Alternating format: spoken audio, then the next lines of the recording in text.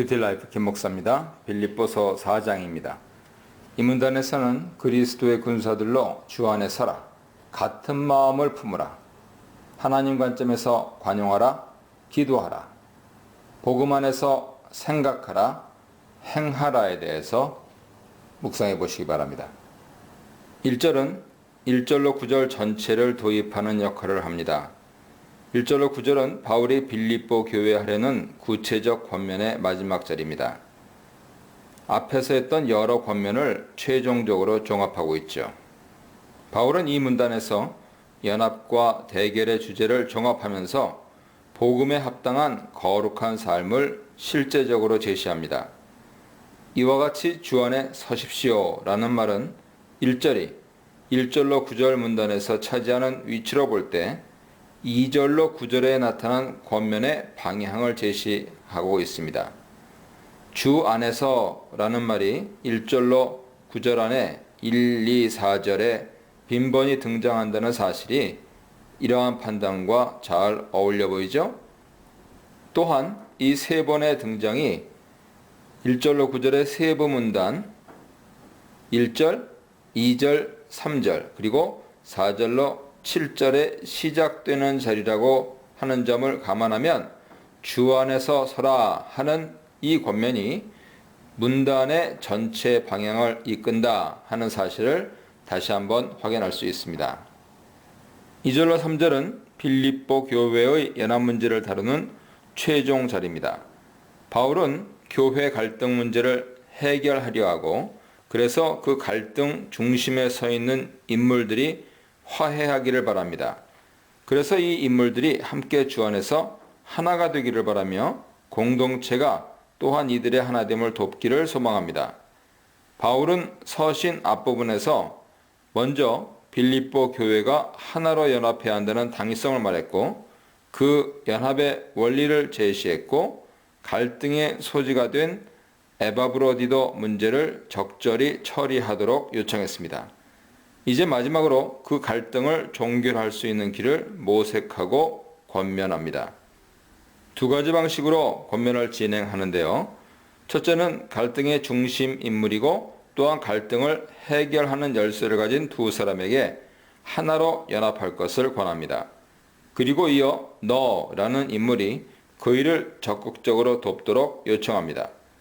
2절에서 바울이 지적하는 두 인물은 유오디아와 순두개인데 헬라어 명사 성으로 볼 때 두 사람은 여성입니다. 또한 이들의 갈등이 주목되는 점으로 보아 아마도 빌립보 교회의 지도력 있는 인물이었을 것입니다. 더구나 빌립보 전체 연합 주대의 흐름으로 볼 때 이들은 에바브로디도권으로 말미암은 갈등의 중심에 있는 여인들로 보입니다. 바울은 결국 이 두 지도자 여성들이 한마음이 되어야 함을 강하게 권면하고 있습니다. 3절에 등장하는 너는 교회 공동체 전체로 보는 것이 가장 적절하지요. 바울은 교회를 하나의 공동체로 보고 단수 너로 표현했습니다. 이 두 여인의 갈등은 개인적인 것뿐 아니라 교회 전체의 문제라고 생각하고 있는 거죠. 4절로 7절은 대결과 관련된 주제로 관심을 돌립니다. 대결 상황에서 빌립보 교회가 어떻게 복음에 합당하게 살아야 할지 실제적으로 권면합니다. 마찬가지로 이 단락도 바울이 앞에서 펼쳐온 대결 관련 권면과 논리 연관성이 있습니다. 바울은 먼저 빌립보 교회에게 교회 대적자들을 두려워하지 말 것을 말했습니다. 이어 유대주의자들의 공격에서 분명히 붙들어야 하는 점을 이론적으로 피력한 후에 그 유대주의자들의 교묘한 공격에 반대하는 자신의 주장을 명확하게 설명하며 권면했습니다. 이제 마지막으로 그 권면을 다시 종합하면서 종결하는 자리에서 바울은 이제 빌립보 교회가 머지않은 미래에 부딪히게 될지 모르는 현실을 염두에 두고 권면합니다. 코앞에 있을지 모르는 환난 앞에 꼭 필요한 말을 하고 있습니다. 로마 제국을 앞세운 유대주의자들의 공격은 자칫하면 교회, 환난으로 등장할 수 있습니다. 단순히 신학적인 논쟁으로만 머무는 것이 아니고요. 신학적인 이유로 정치 공격을 받을 수도 있다는 상황이죠. 그리고 그 결과는 교회가 환란의 터널을 지나는 것일 수 있습니다. 지금 당장 환란을 당하지 않지만 머지않은 미래에 환란이 올 수 있습니다. 바울은 바로 이런 상황에서 빌립보 교회가 복음에 합당하게 사는 길에 대해 실제적 권면을 합니다. 세 가지로 압축하는데요. 첫째, 항상 기뻐하라. 4절이죠. 둘째, 반대자들과 핍박자들에게도 관용을 베풀라. 5절이죠. 셋째, 다가올지 모르는 환란에도 불구하고 염려하지 말고 기도하라. 6절로 7절입니다. 이 안에는 두 가지 방향의 내부 논리가 있습니다. 1. 대상을 구별하는 시각이죠. 4절은 환란이 예측되는 상황에서 빌립보 교회가 어떠한 모습으로 있는 것이 좋은지를 말하고 5절은 교회를 핍박하는 사람들을 어떻게 대해야 하는지 다룹니다. 즉 성도들과 외부 대적자를 구분하라는 뜻이죠. 6절로 7절은 그런 환란 상황 속에서 하나님께 나아가는 일을 다룹니다. 2번, 교회가 환란에서 바르게 있는 모습을 역으로 추적하여 보는 시각입니다. 바울은 교회가 환란 속에서 바르게 서 있게 되는 모습을 심층적으로 묘사합니다. 4절은 교회가 환란에서 기뻐해야 함을 말하죠. 환란을 이기는 최종 모습이죠. 5절은 그런 기쁨을 간직하려면 내면에 꼭 한 가지 해결해야 하는 문제, 즉 용서, 관용의 문제를 다룹니다. 환란을 극복할 때 꼭 필요한 문제라는 것이죠. 마지막으로 6, 7절은 그런 환란에서 바르게 설 수 있는 궁극적인 힘의 근원, 즉 하나님께 요청해야 함을 다룹니다. 환란을 이기는 힘의 근원이죠.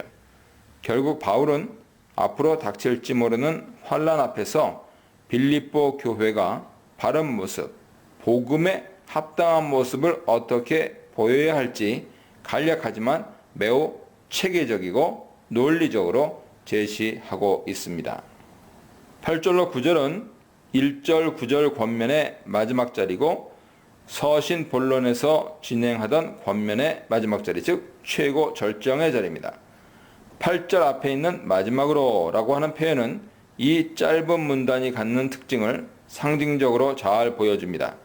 바울은 이 문단에서 복음에 합당한 삶이 어떤 것인지 여러 실제 권면을 나열함으로 마무리하려고 합니다. 이 문단은 6, 7절처럼 요청의 명령이 먼저 나오고 이어 그것이 이루어질 때 나타나는 결과, 그것이 9절 하반절에 제시됩니다. 바울이 복음에 합당한 실제적 삶에 대해 마지막으로 권면하는 내용은 두 가지 동사로 나뉘죠. 하나는 숙고하라, 잘 생각하라 하는 것이고 이어진 또 다른 하나는 행하랍니다.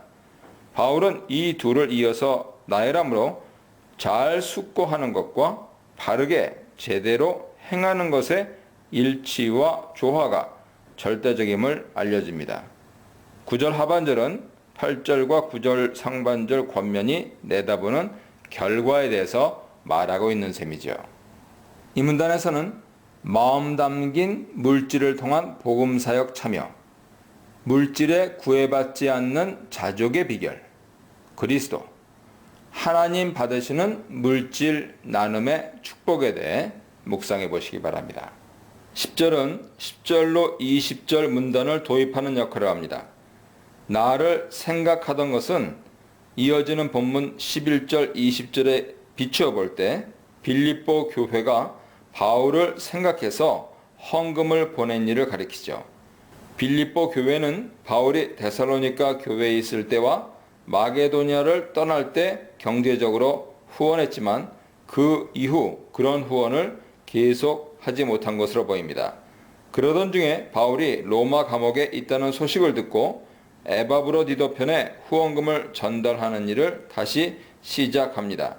바울은 빌립보 교회가 이렇게 바울을 지원하는 모습을 나를 생각하는 것이라 말합니다.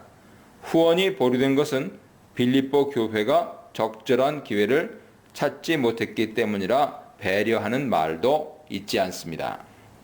1절로 18절은 바울이 왜 기뻐하게 되었는지 그 내면의 이유를 자세히 두 방향에서 즉 소극적 측면 11절 13절과 적극적 측면 14절 18절에서 설명합니다. 그것은 바울 자신이 경제적으로 도움을 받았기 때문이 아니라 빌립보 교회가 복음에 합당한 참 열매를 맺는 모습이기 때문인 것이죠. 11절로 13절은 기뻐하는 이유가 바울 자신의 이익 때문이 아니라고 말합니다. 이것을 말함으로써 바울은 자신의 기쁨을 교회가 오해하지 않도록 예방하죠. 11절 상반절은 단도직입적으로 바울 자신이 기뻐하는 이유가 경제적인 것 때문이 아니라고 말합니다. 아마도 바울은 경제적으로 어려웠을 것입니다. 오랜 기간 감금 상태로 있어서 일을 할 수 없었을 뿐 아니라 재판하고 상소하는 과정에서 비용도 꽤 들었을 것이기 때문이죠. 빌립보 교회는 이런 어려움을 알고 후원금을 보냅니다. 바울은 그 후원금을 받고 기뻐합니다. 하지만 바울은 자신의 기쁨이 궁핍함이 해결되었기 때문이 아니라고 단호하게 말하죠. 자칫하면 이런 분명한 말이 빌립보 교회에게 섭섭하게 들릴 수도 있지만 바울은 단호한 어투를 거두지 않습니다. 이어지는 11절 하반절로 13절은 교회를 향한 바울의 칭찬이 왜 자신의 궁핍 문제와 상관없는지 설명합니다. 그 이유는 분명하죠. 바울 자신은 어떤 형편에서도 스스로 족한 마음으로 살 수 있기 때문입니다. 헌금이 감사하긴 하지만 그것 없이도 살 수 있다고 말하죠. 바울은 먼저 자신이 어떤 형편에서도 자족하기를 배웠다고 말하고 그와 관련된 자신감을 부언합니다. 바울은 14절 16절에서 빌립보 교회가 그를 경제적으로 도운 일이 잘한 것이라고 분명히 짚고 넘어가죠. 현재 로마 감옥에 있는 바울을 경제적으로 도운 것도 잘한 것이고 이전에 바울 사역을 경제적으로 도운 일도 잘한 것이라고 합니다. 그러나 라는 접속사는 이제 14절 이후는 11절과 13절의 내용과 다른 시각에서 이야기가 진행될 것을 알리죠. 바울은 앞에서 자신이 궁핍함에도 잘 살 수 있다고 말했습니다. 이 말은 잘못 들으면 빌립보 교회의 경제적인 도움을 바울이 폄훼한 것으로 들릴 수 있습니다. 바울은 이런 오해를 불식시키기 위해 그들이 자신을 도운 것은 잘한 일이라고 말합니다. 15절로 16절에서 빌립보 교회가 이전에도 자신을 경제적으로 도왔다는 사실을 상기시킵니다. 이는 지금 빌립보 교회가 경제적으로 도운 일이 얼마나 귀한 일인지 더욱 부각시키려는 의도로 보이죠. 바울은 빌립보 교회가 과거에 경제적으로 자신을 2번 도왔던 경우를 상기시킵니다. 한 번은 마게도냐를 떠날 때, 또 한 번은 데살로니가에서 사역할 때였습니다. 17, 18절에서 바울은 자신이 왜 빌립보 교회에게 잘했다고 칭찬하는지 그 이유를 분명히 말합니다. 그것은 자신이 선물을 바라기 때문이 아니고 참된 이유는 빌립보 교회가 합당한 열매 맺는 삶을 살기 바라기 때문이라고 말합니다. 17절은 그 이유를 분명히 전하려고 18절은 그런 직접적 언급 때문에 발생할 수 있는 오해를 막으려고 합니다. 19절로 20절은 후원금 문제에 대한 바울의 이야기를 정리하고 있습니다. 바울은 자기 이익 때문이 아니라 교회가 바른 삶의 모습을 보여준 것 때문에 빌립보 교회를 칭찬하며 기뻐했습니다. 이제 후원금 문제를 정리하는 자리에서 그들의 필요를 하나님께서 채우실 것과 하나님께서 이런 모든 일로 영광 받으실 것을 말합니다. 한편에서는 빌립보 교회의 필요를 말하고 또 한편으로는 하나님의 영광이라는 측면을 말하고 있습니다. 21절, 22절은 마지막 문안 인사입니다. 바울은 여기서 자신의 인사를 먼저 전하고요. 이어 자신과 함께 있는 사람들의 문안을 전합니다. 바울이 보통 다른 서신에서 교회에게 직접 문안 인사를 전하는 것과는 다르게 21절 상반절은 당신들, 여러분이 문안하십시오 라고 말합니다. 성도들이 서로 문안하라는 뜻이거나 어떤 특정 그룹, 예컨대 감독들과 집사들이 교회 성도들에게 문안하라는 것일 수도 있습니다. 이어서 바울은 21절 하반절로 22절에서 자신과 함께 있는 사람들의 문안을 전달합니다. 인사를 전달하는 사람들은 세 그룹. 첫째, 바울과 함께 있는 형제들. 둘째, 모든 성도들. 셋째, 가이사의 집에 속한 사람들입니다. 마지막으로 23절에서 바울은 축도로 서신을 마무리합니다. 이 축도는 빌레몬서 25절의 것과 완전히 동일합니다.